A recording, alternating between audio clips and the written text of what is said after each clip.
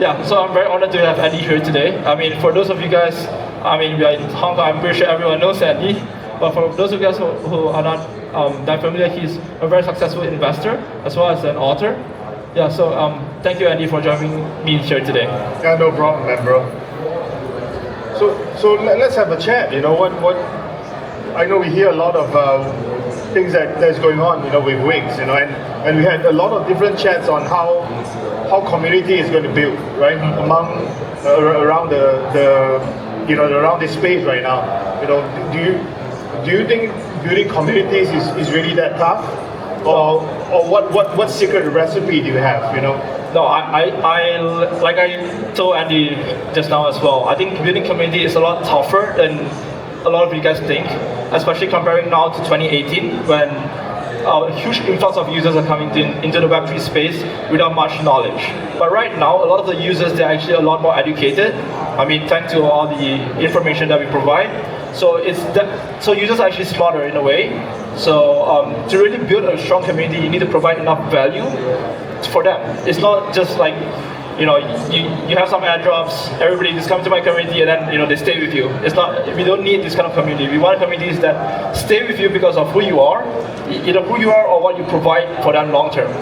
Yeah. I mean, before maybe you ask me some question as well. Yeah. I just want to chip in on that because I think now the users are more sophisticated, yep. Right? They want to know what you can provide from an exchange, right?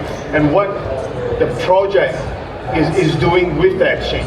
Because if you know, there's a lot of these rumors going on, you know, so-and-so project has a lot of insider, right? So-and-so exchange is more favorable, maybe more favored to certain projects, you know, and that makes the whole environment, you know, pretty tough for community building, you know, because at one side they love the incentive, but at the same time they would think that, wow, you know, is this project going to be backed by the exchange wholly?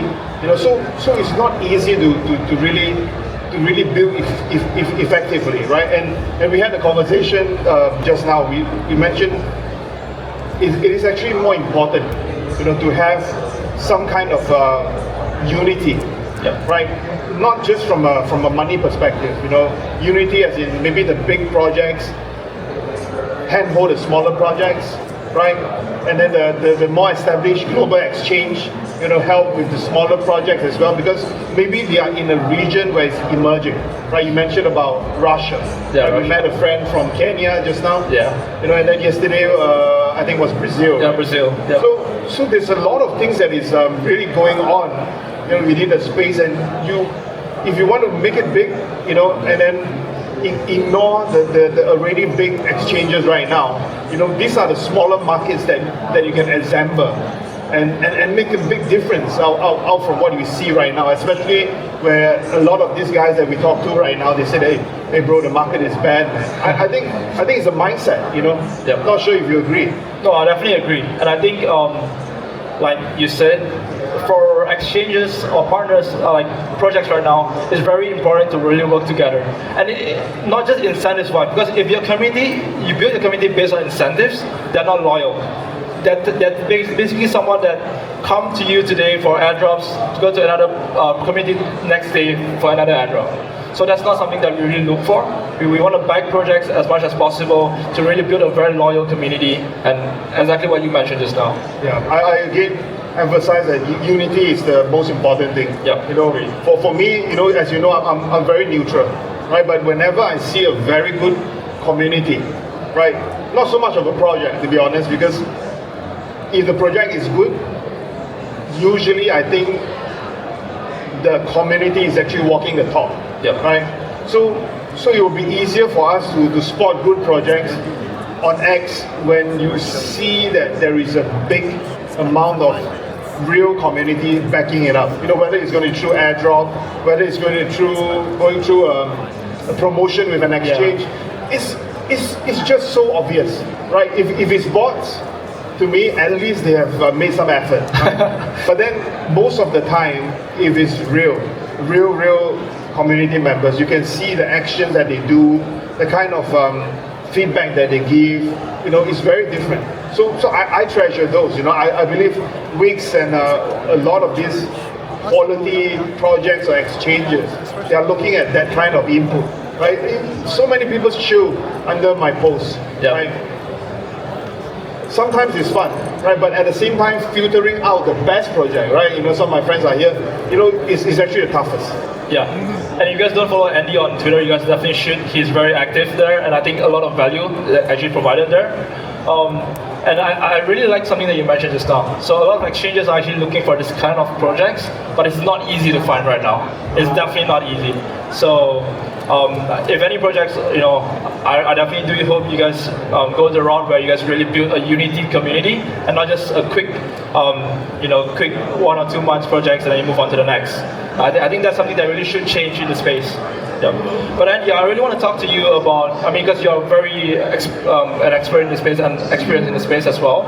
So when it comes to the exchange atmosphere, like the ecosystem, where do you see exchanges moving towards in the next 1 or 2 years?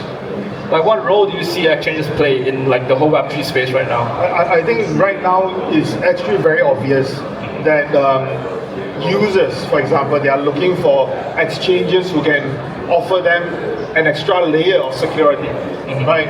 So, like what you guys are doing, I think it's fair,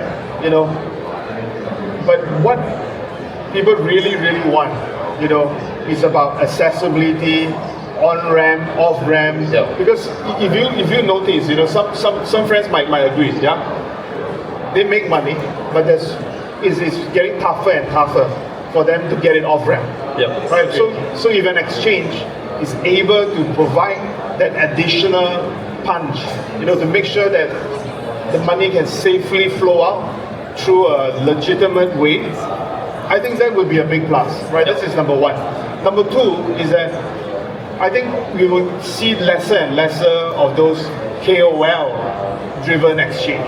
Why is it so? Because I'm not sure if some of you are around, but the exchanges they like traffic. I like traffic too, but the KOLs are just like butterflies, right?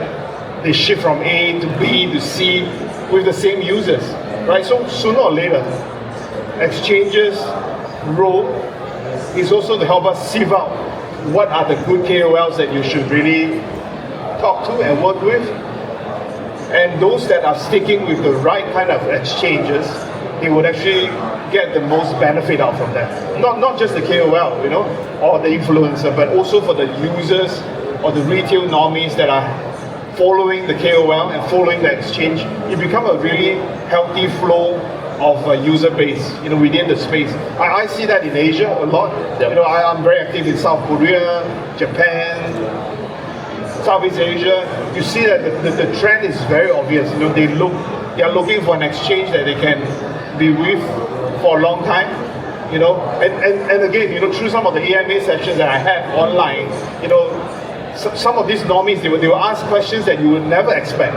They will ask me things like, okay, how much does it take to be listed on the B brand exchange, right?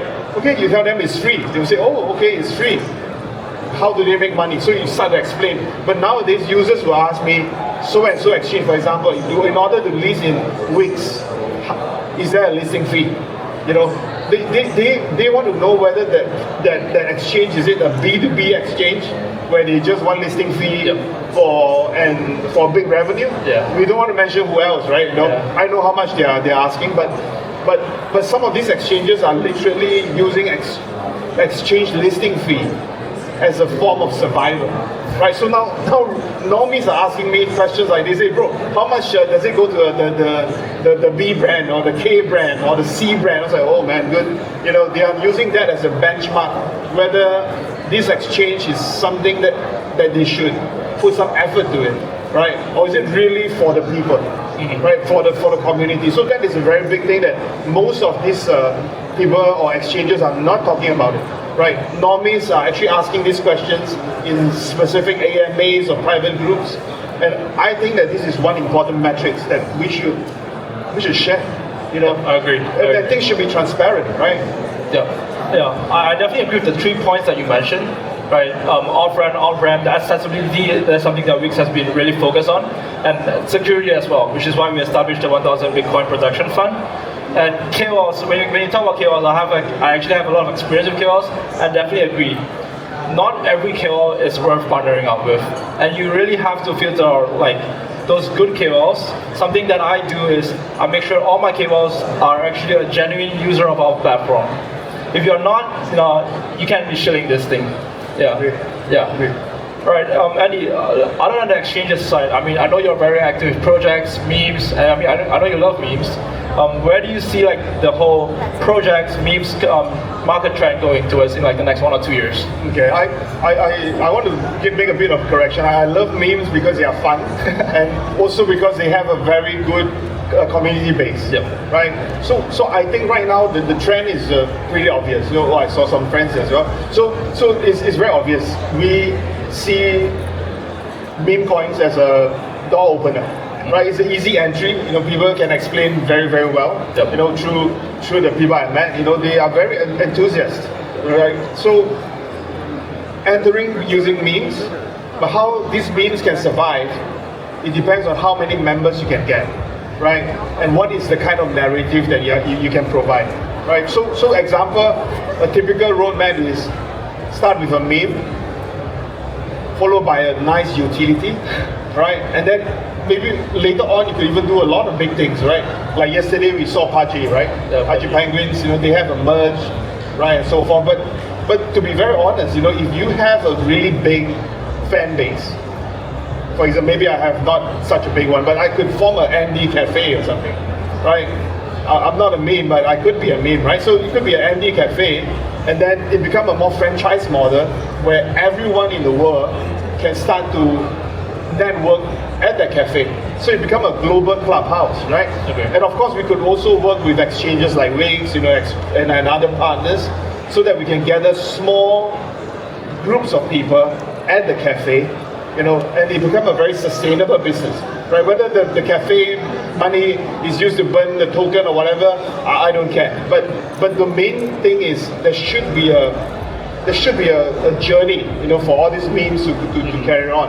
Because most of the memes, if you are not the top 300 or 500, there's no way you can survive, right? So if you need to survive, you need to partner, and if you need to partner, you should look at number one, exchanges or people in the Web3 space. But think about it, there's a lot of other money to be made, in the Web2 space, and it's easier to make ourselves look a lot sexier in front of the Web2 guys, right? Yeah. So cafe could be one thing, merge can be one thing, but ultimately it is you get your community to work for their own bank, right? If they can work for their own bank, the sustainability of the project can go a lot longer, super long. It could last to the next cycle. The problem with the projects nowadays is that they have a nice meme, just a nice meme, right? They have no plans. They have very poor leaders, that didn't know anything apart from just boo posting, meaning, I'm feeling good today, the meme is very happy. Shit, man, we don't want to hear this, man. We want to see price action, right? We want to see real partnerships, So the reason why I'm sitting here with Wix, with Thomas and my other friend Andy and so forth, is that you see that exchanges are genuinely trying to find good communities, right? If they can find a good community, whether it's a new community, old community, and so forth, they form the partnership, and it's going to be win-win for everybody. Win-win for the project, right? Instead of giving the money from them to some KOLs that are just shitty, give it to the project. Yeah. Right? So again, normies are really clever. They ask me about exchange fees, exchange rate listing fees. They ask about how they can be a referral. Instead of giving the money to a KOL, like maybe a wannabe KOL like me, right? So it's just strange, It's just so strange. So we have to make sure that we walk on the right path, walk your own talk, and make sure that you benefit back to your community, right? Again, I'm not against KOL or influencers, but if you want to be sustainable, you have a big community, make sure that you can monetize that, right? Yeah. So do not give the opportunity to some influencer or KOL just because they look good and they can talk very well. Every day they talk to you about Bitcoin, about all the different things, and you felt happy, emotionally happy, and pocket Hurts your wallet. better sense is a very different thing, right? So if you are a project, you have to find the right kind of secret recipe so that you can survive. And that's something that is really things that people are not talking about. Yeah, I agree. Yeah, the reason why Wix nowadays we are listing so many and supporting so many projects other than just KOLs. Yep. And if you're gonna launch any memes, definitely let me know. I want to be frank, I don't have the guts to launch it, because I'll definitely support, like for sure. Okay, let me know. In fact, if 100 mil, we will launch this. Okay. So we really need to do something good. So I think it's a really nice thing that we have a chat here, and I think some of these conversations that we have is really candid, right? Most people will not talk about listing fees and so forth on the stage, and they say, oh, this guy is talking shit, but these are real things that's really happening. Just be mindful, and I hope everybody can do well in this bull run. Yeah, thank you, Andy. I think our time is up, so... And we're going to drag us off the stage. I'm actually waiting for the security guard, maybe. Yeah, I'm just kidding. Okay, she's smiling at us. Okay, let's have a group shot, and then let's have a group shot, and I think we should be good. Yeah.